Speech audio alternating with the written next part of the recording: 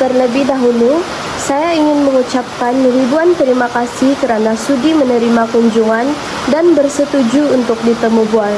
Sesi ini dijalankan bagi tugasan 1 bagi minor bahasa Melayu, yaitu membuat transkripsi fonetik berdasarkan temu bual tentang adat. Soalan yang pertama, bolehkah Tuan menerangkan secara terperinci bagaimana adat perkawinan di kampung ini dilaksanakan, bermula daripada proses merisik sehingga ke upacara perkawinan? Terima kasih. Dan untuk adat istiadat di kampung ini kita ada 2 cara, yaitu pertama mengikut pilihan antara pasangan, dan kedua yaitu kadang-kadang juga berlaku mengikut pilihan keluarga, di mana biasanya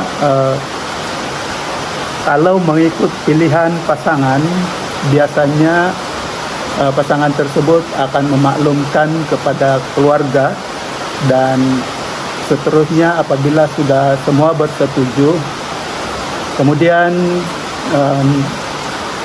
ibu bapa kepada kedua pasangan akan mengadakan suatu perjumpaan ataupun pertemuan untuk membuat persetujuan lah. Jadi apabila kedua pihak bersetuju, mereka akan menentukan tarikh ataupun tempo untuk mengadakan pertunangan. Jadi bermakna di sana sebelum mereka menentukan tarikh pertunangan, di mana bila mana mereka kedua ibu bapa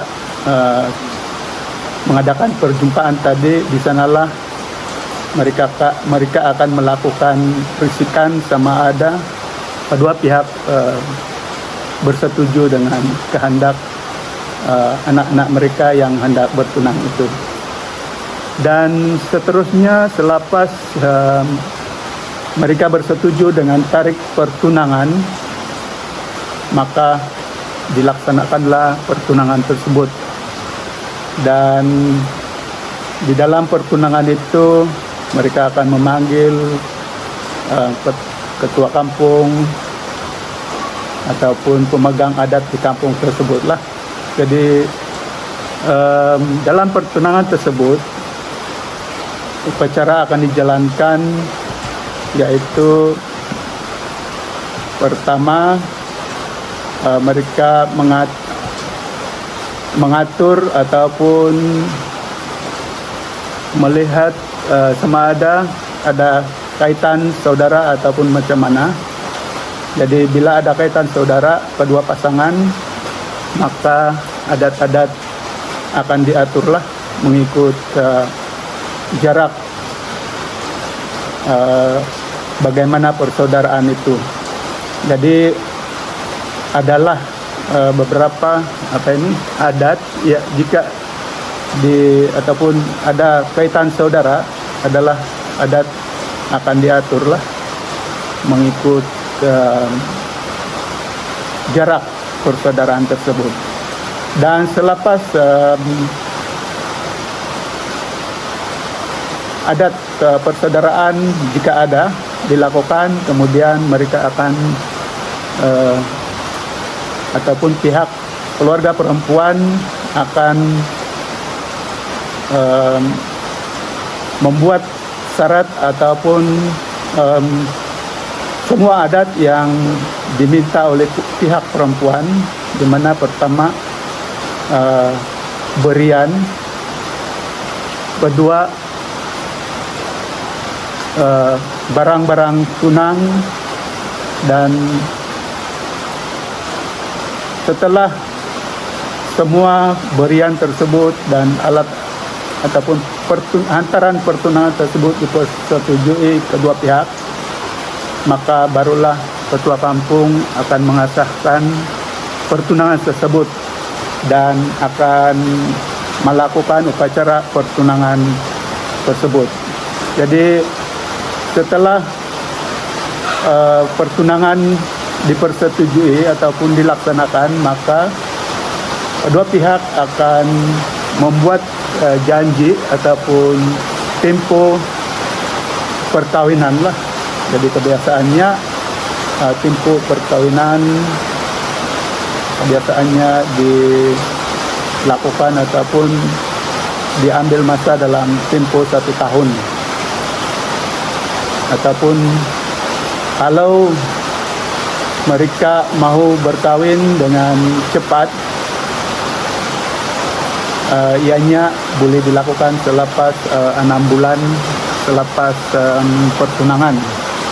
Jadi dalam masa yang telah ditetapkan ataupun yang telah dipersetujui kedua pihak, barulah upacara perkawinan akan dijalankan, yaitu mengikut kesesuaian ataupun pilihan kedua pihak lah.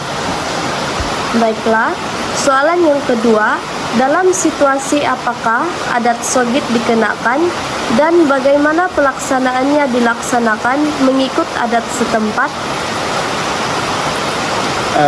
Seperti yang saya telah katakan tadi, bahwa jika ada kaitan kekeluargaan oleh kedua pihak, maka sogit itu akan diatur ataupun akan dilakukan oleh ketua kampung itulah. Jadi selain daripada itu, sekiranya pasangan tadi yang bertunang tadi sudah didapati mengandung sebelum pertunangan, maka sogit akan dikenakan kepada kedua pihak lah, yaitu 1 ekor kerbau yaitu denda, dan 1 ekor kambing, ataupun kalau yang makan babi 1 ekor babi lah, yaitu untuk sogit.